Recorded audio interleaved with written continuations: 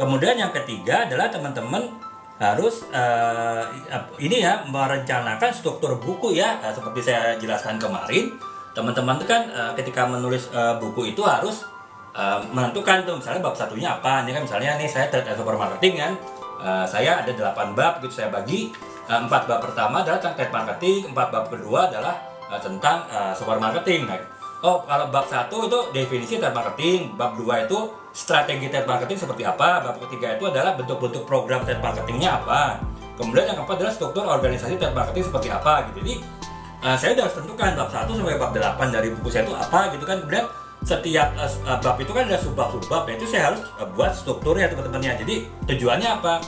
Kalau sebelum kita menulis, kita sudah bisa membuat struktur tulisan kita secara detail ya, dari bab per bab sampai ke subbabnya. Itu memudahkan kita dalam melakukan riset ya. Artinya riset kita sudah fokus ya, kita hanya akan mencari data yang kita perlukan, bukan mencari semua data ya. Otomatis kita bisa mengefisienkan waktu, itu dari sisi riset gitu. Kemudian dari sisi menulisnya pun kita juga lebih cepat ya teman-teman. Hanya yang kita tulis adalah hal yang perlu kita tulis gitu, bukan kita menulis semua hal kemudian baru nanti kita edit nih, mana yang kita buang, mana yang kita pakai. Itu kan next time ya, buang waktu ya, waktu sia-sia kita tulis ternyata harus dibuang gitu. Makanya untuk mengurangi sebanyak mungkin tulisan yang kita buang ya, kita harus buat struktur tulisannya. Jadi itu yang ketiga teman-teman harus buat kerangka tulisannya seperti apa, struktur tulisannya seperti apa gitu.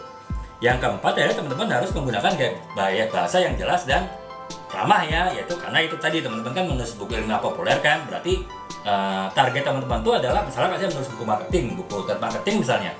Target saya adalah bukan orang yang paham trade marketing dengan benar ataupun orang yang cukup paham mengenai trade marketing. Target pembaca saya adalah orang yang sedikit paham mengenai bagaimana praktek trade marketing dalam dunia nyata di perusahaan, atau bahkan orang yang sama sekali belum paham trade marketing ya. Jadi ya, untuk menjelaskan sesuatu yang rumit untuk dipahami orang-orang umum ya, kita harus membuat bahasa yang jelas dan ramah ya teman, artinya mudah dipahami gitu. Jangan kita membuat bahasa yang tingkat tinggi, bahasa yang berputar-putar tapi sebetulnya zong ya, artinya nggak ada isinya gitu, hanya sekedar biar kita terlihat keren ya, seperti seolah-olah biar kita terlihat bagus tulisannya gitu. Itu kan nggak bagus ya teman-teman ya.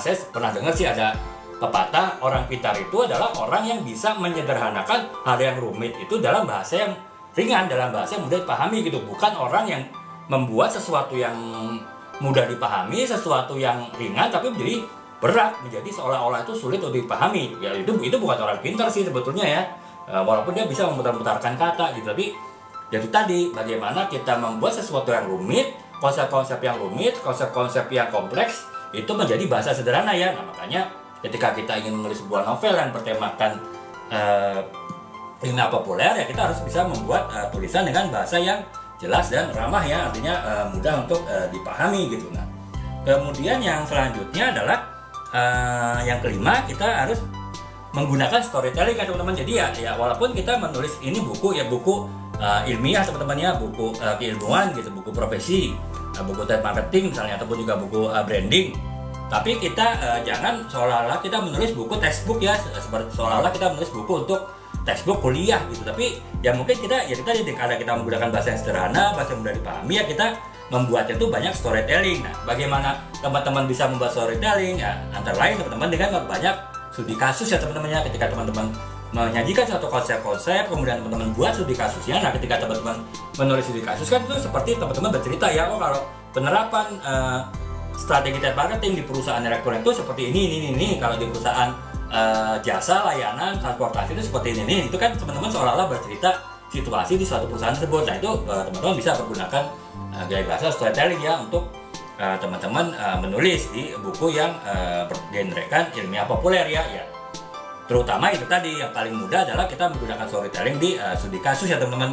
Itulah mengapa semua buku saya, buku-buku bisnis dan marketing saya, buku trade marketing, buku branding, kemudian buku buku leadership, itu semuanya menggunakan banyak contoh kasus ya, dan saya menggunakan gaya bahasa storytelling, seolah-olah saya bercerita gitu. Dan sehingga orang mungkin tidak terlalu menyangka membaca buku mengenai buku non fiksi ya, orang justru seolah-olah seperti membaca buku fiksi gitu, seolah-olah membaca buku novel ya, karena ada cukup banyak segmen ataupun bagian yang storytelling di buku yang saya tulis gitu. Jadi itu